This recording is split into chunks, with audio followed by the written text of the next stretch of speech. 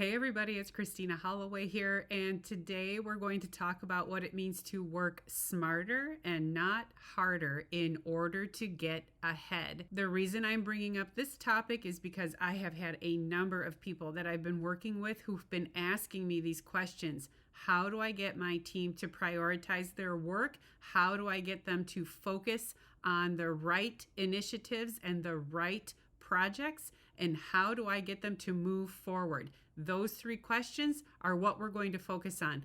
3 ways to work smarter, not harder, in order to get ahead. Quick reminder, my name is Christina Holloway and I'm an executive coach. Been doing this for about 7 years now, and I work with many Fortune 500 tech companies in this space. And I'm here to work with you on effective management skills that will help you get to the next level. If you like this content and you want to hear more from me, please click the like button, click the thumbs up button, and hey, make sure to follow me. All right, so like I said, I have been working with some clients who've been asking me these questions, and here's the reason. There was one person in particular, and I felt terrible for this person. So my client came to me and asked me, what am I supposed to do with this subordinate? Here's the thing. He had been promoted and he was now trying to build a leadership team. He had one person who told him all the time that she was working really hard. She expected to be promoted. She couldn't understand what was taking so long. And if he just came down to their area and observed her for the day, he'd understand, how valuable she was to the team. And after all of that, he came back and he said to me, there was one exercise that I gave to the whole leadership team, which was make sure that these tasks get done. Each person had their own tasks. And he told me everybody delegated them out, which is what I was expecting to see. They were all delegating out the tasks to their people on their team to make sure they were done efficiently, except this one person. And what did she do?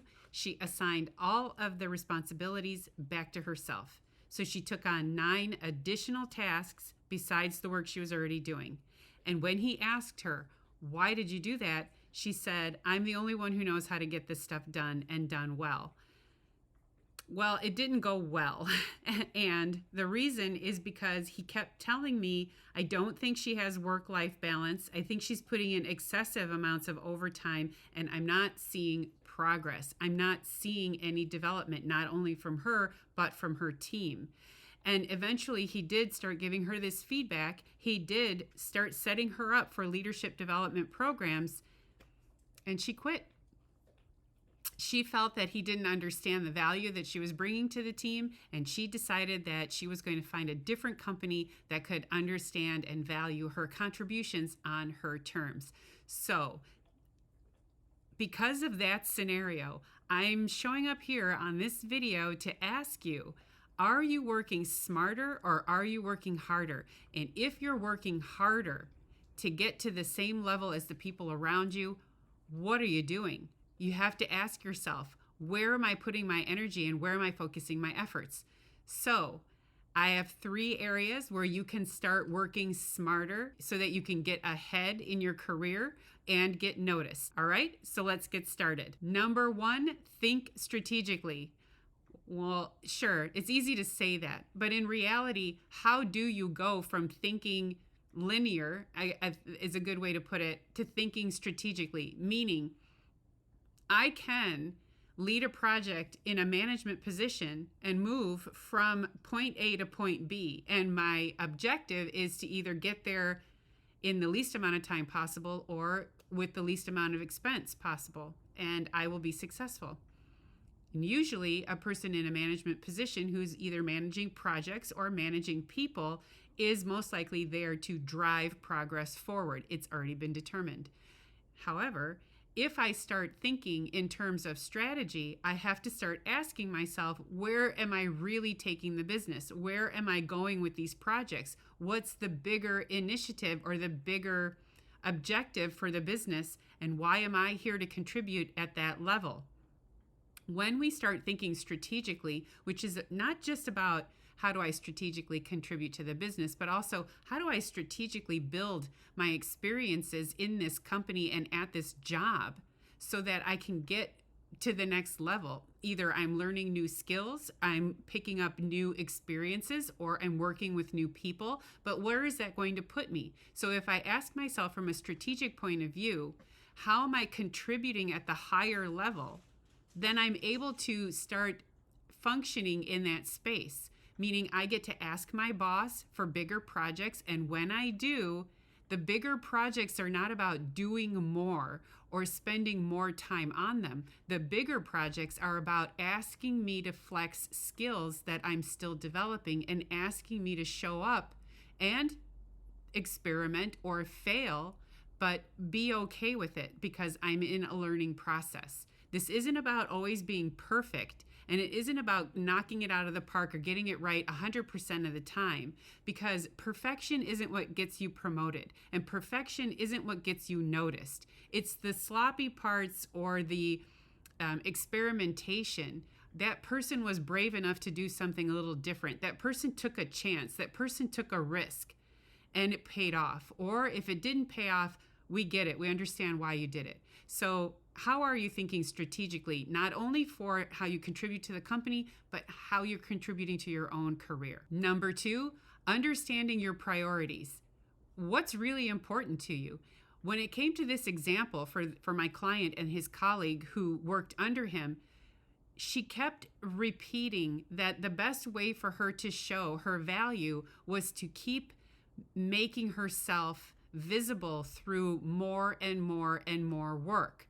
And the disconnect came from my client, who kept telling me, I just don't want to see that. That's not what I'm looking for in terms of understanding how she's contributing to the department, the company, and especially as my leadership team, a person on my leadership team.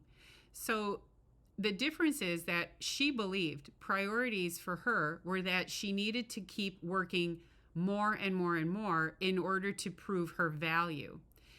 You are going to need to ask yourself, where are my priorities and how does that reflect my value? If my priorities are about showing up and pushing myself in new directions, or if my priorities are about taking on bigger projects so that I can move to the next level, or my priorities are about getting in front of the right people who can see me, building a strong network.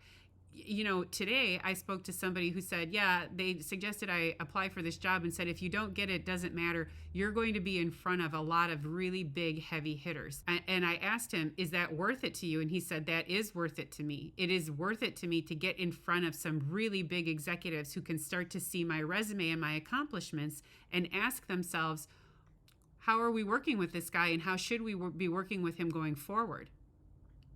Understanding your priorities is going to help you make those types of savvy decisions that put you in front of the right people and get you on the right projects so that you're moving forward without spending a lot of time in busy work or chasing imaginary goals. Making sure that you understand your priorities is going to help you get in front of the right people, start working on the types of projects that are going to help stretch you and help you understand which projects are going to be the most impactful for you and your career.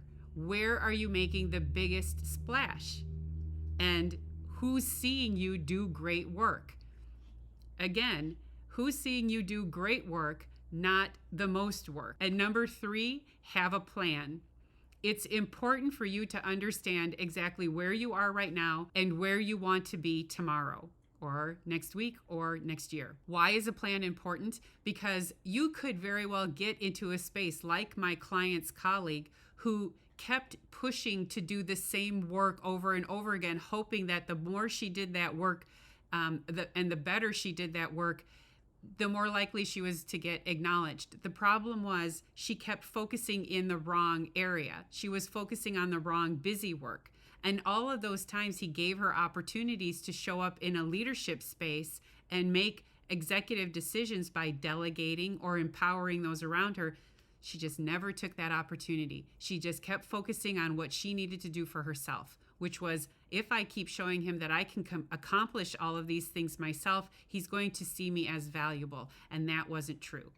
What he really needed to see was how she was showing up in an executive way, How was she delegating? How was she empowering those people around her? And how was she making sure that tasks and responsibilities got done from the people below her? And I talk about this repeatedly. How are you empowering the people around you so that when they're successful, it's also your success?